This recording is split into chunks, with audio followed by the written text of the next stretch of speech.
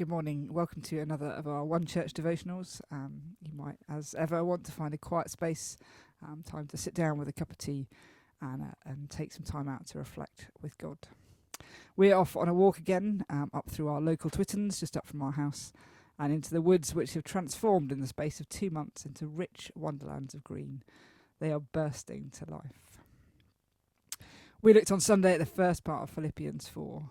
The call to cry out to God in the midst of our pressures and anxieties in this world. We saw that urge not to worry, not to be anxious, not as a nice thing to say, but because the Lord is near to us. We are not alone in this world. And once we've done that, once we've presented everything to God, all our prayers, all our petitions, there is now a new direction for our thoughts.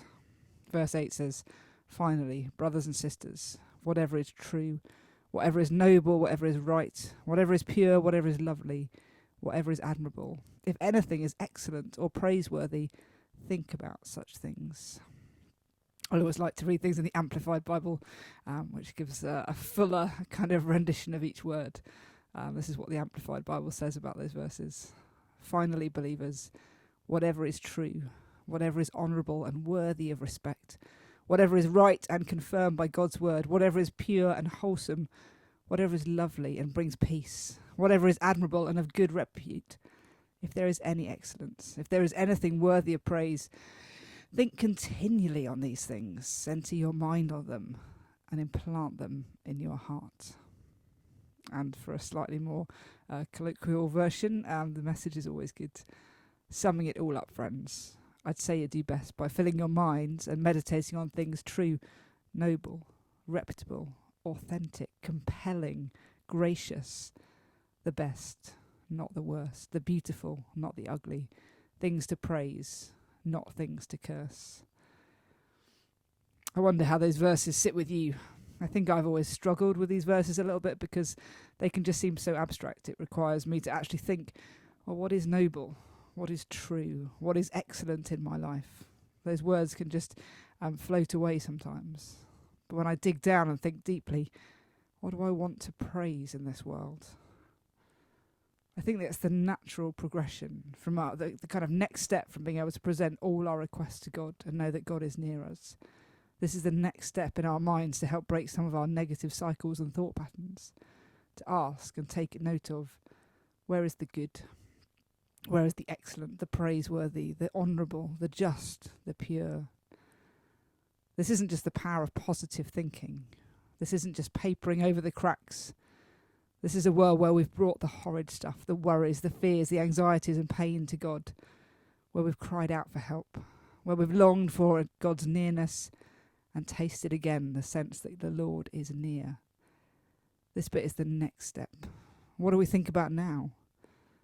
I wonder what your mind naturally thinks about. Where are the worn paths in our mind? Do we tend to despair? Do we tend to think about dishonourable things? Do we tend to cynicism and just wondering where is the good in this world? Do we think about stuff that's wearying to our souls or that gives life to our souls? What is the good? Look around. We're back to noticing again. Notice. Where is the excellent stuff in your lives? Notice. Make a list. You might actually just need to get a pen and paper now and make a list. I sat down on the golf course last night and made a list.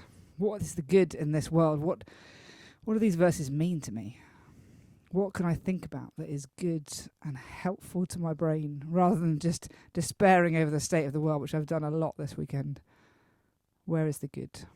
Here is my list. It will be different to your list, and I would love if we shared our lists with each other. This is my list, and then we're going to have some time for you to think about your lists as we walk through these woods together.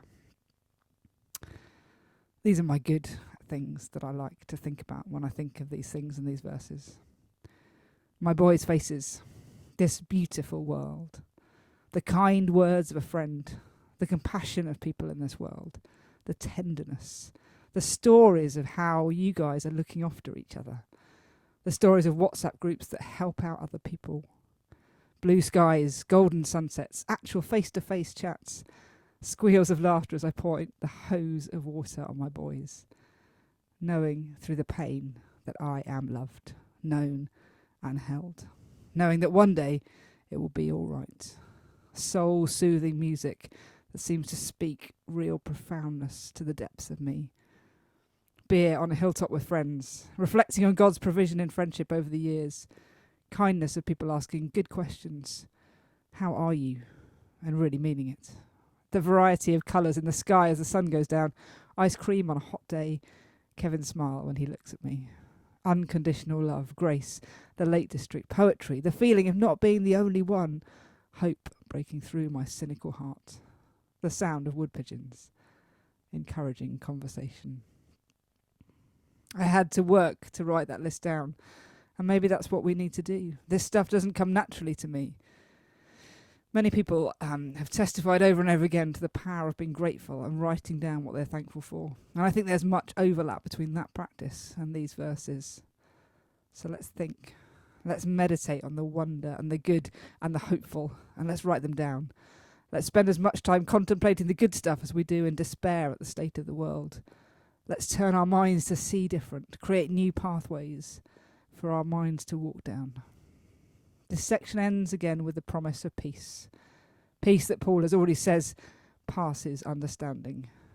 Peace that isn't a veneer over the surface of everything's fine, but peace which when we've gone into the dark, expresses that dark to the one who is near and loves us most, and then takes time to think about the good in this world, to not deny the bad, but to be able to live well in that bad.